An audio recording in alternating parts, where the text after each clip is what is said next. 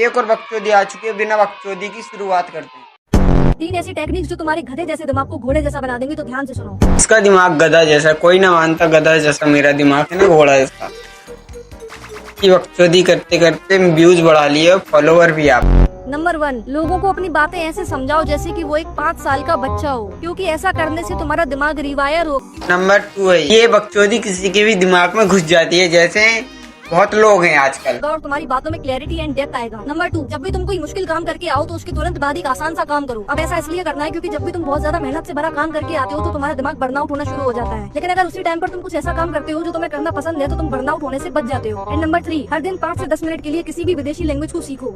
2 minute का time मिले, वहाँ पे आपको फ्रेश फील करना हो तो क्रोम खोल लीजिए, तुरंत फ्रेश फील हो जाएंगे। और चलाना है अपने मन का, जो देखना हो वही वीडियो। नो मैटर कि वो इंग्लिश हो, जर्मन हो या फिर चाइनीज, तुम फिर भी उसको सीखो, क्योंकि जब भी हमारा दिमाग कुछ नया सीखता है तो ये घोड़े से भी तेज दौड़ने लगता है। तो इसी बात 2-4 मिनट का गैप मिले, वहाँ पे पबजी खोल दो, आफत मचा दो वहाँ पे 2 मिनट के लिए। पर तुम अपनी उंगलियों को भी घोड़े से भी तेज दौड़ाओ और कमेंट करके बताओ तुम गधा हो या घोड़ा। मैं हूँ गधा ना घोड़ा, मैं हूँ लौंडा। 1 फीट। शुरुआत में वो लड़की तुम्हारे लिए पागल थी, लेकिन जब से तुमने उसको अटेंशन देना पीछे मैं गया तो वो तुझे समझने लगी मेरे को तो। शुरू करा है, वो तुम्हें पलट कर भी नहीं देखती।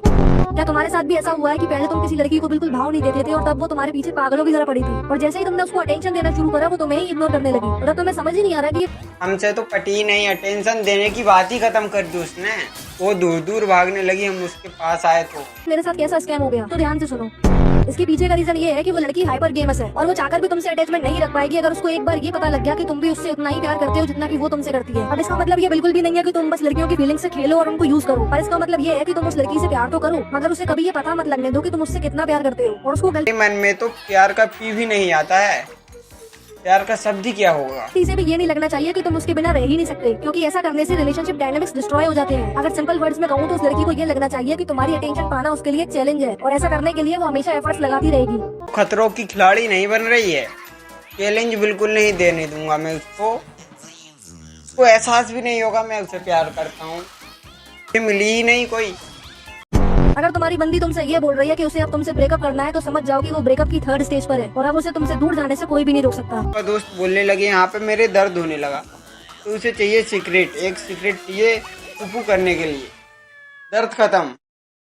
देखो, एक लड़की ब्रेकअप करने से पहले 3 स्टेजेस को फॉलो करती है, और 3rd स्टेज पर आकर ही वो तुमसे ये बोलती है कि उसे तुमसे ब्रेकअप करना है। तो चलो आओ इन 3 स्टेजेस को समझते हैं। स्टेज 1, जब वो मन ही मन ये सोच लेती है कि उसे अब तुम्हारे साथ नहीं रहना। और फिर आता है स्टेज 2, जब वो अपने सहारे के लिए करना ढूंढती है, मतलब कि एक बैकअप रखती है, और जब तक उसे वो नहीं मिल जाता वो तुम्हें नहीं छोड़ेगी। और जैसे ही उसे बैकअप मिल जाता है तब आता है स्टेज 3, जहाँ पर वो तुमसे डायरेक्टली या फिर इनडायरेक्टली ये बोलेगी कि अब उसे तुम्हारे साथ नहीं रहना। और तुम ये सोच, जब आप किसी को जानने लगे तो समझ जाना वो आपके दिल से खेल रच रहा है, जैसे इनके दिल से भी एक रच किया है किसी ने। फिर वो इंस्टा पे आए, बकचोदी करते करते व्यूज छापे और लाइक छापे।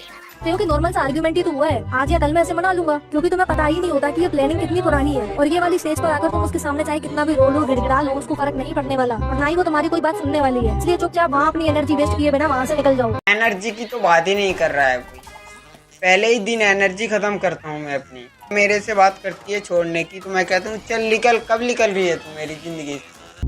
अगर तुम्हारी गर्लफ्रेंड बात बात पर तुमसे शिकायतें करती है और हर बात में रोने लगती है तो उसे अभी के अभी छोड़ दो। तो मैंने इसलिए बनाई भी नहीं अपनी गर्लफ्रेंड। मेरे से रोने धोने की बात करती नहीं, वो मेरे से रोने धोने की बात करती नहीं। वो कहती है बस तू रो, मैं नहीं रोऊंगी। और ऐसा मैं नहीं, ये बुक कहती है। 48 लॉज ऑफ पावर के रूल नंबर 10 में ये साफ लिखा हुआ है कि दुखी और बदकिस्मत लोगों से बचकर रहे। मतलब कि अगर तुम्हारी कोई ऐसी गर्लफ्रेंड है जो बार बार टॉक्सिक बिहेवियर दिखाती है या फिर बार बार तुमसे अलग अलग चीजों के बारे में शिकायतें करती है तो उससे दूरी बना। किताबी तौर पे तो पढ़ता नहीं मैं अपने बलबूते पे ऐसी फीड आए तो तुरंत इंस्टा काट दे, यूट्यूब पे चलाएं वीडियो कुछ अच्छा सा। ही तुम्हारे लिए बेहतर है, वरना टाइम के साथ साथ वो तुम्हारे मेंटल पीस को भी नेगेटिवली अफेक्ट कर देगी। कुल मिलाकर अगर तुम्हारे आसपास कोई नेगेटिव इंसान है तो उसको अपनी लाइफ से कट ऑफ कर दो और अपने आसपास सिर्फ पॉजिटिव थिंकिंग वालों को रखो। वीडियो खत्म हो गई।